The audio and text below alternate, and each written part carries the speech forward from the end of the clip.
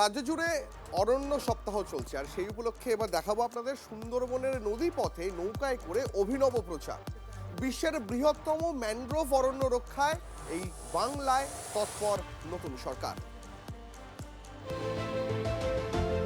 জলপথে সবুজায়নের প্রচার, সুন্দরবনের নদী খাঁড়িতে অন্যরকম ছবি। জলযান থেকে বার্তা দেওয়া হচ্ছে অরণ্য সংরক্ষণ ও বৃক্ষরোপণের। সুন্দরবন ধ্বংস করে রমরমিয়ে গজিয়ে উঠছে একের পর এক কংক্রিটের রিসর্ট।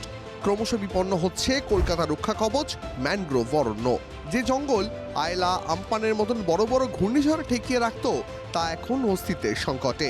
শুধু তাই নয়, সমুদ্রের ঢেউয়ের ঝাপটা থেকে উপকূলের পাড় ভাঙনো রুখে দিয়ে মাটিকে শক্ত করে ধরে রাখে এই ম্যানগ্রোভ অরণ্য।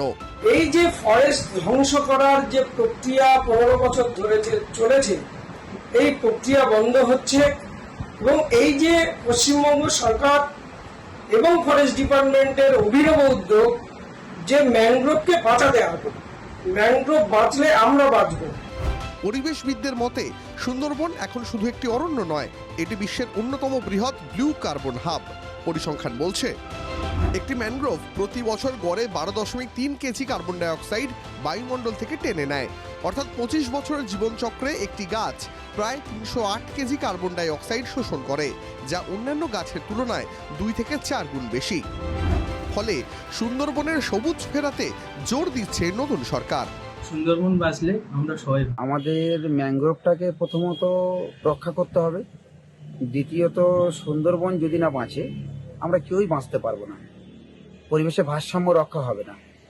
তৃতীয়ত সরকার যে অভিনব প্রচার বা উদ্যোগ নিয়েছে বোর্ডের মাধ্যমে, এই উদ্যোগটাকে আমরা স্বাগত জানাই। মঙ্গলবার থেকে রাজ্যে শুরু হয়েছে অরণ্য সপ্তাহ পালন, চলবে 20 জুলাই পর্যন্ত। রাজ্য জুড়ে 7 কোটি বেশি গাছ লাগানোর লক্ষ্যমাত্রা নেওয়া হয়েছে। এই প্রেক্ষাপটে সুন্দরবনের বাস্তুতন্ত্রকে বাঁচাতে শুরু হলো অভিনব প্রচার। দ্বীপবাসীর হুঁশ ফিরবে তো? দেবব্রত মণ্ডলের রিপোর্ট, TV9 বাংলা।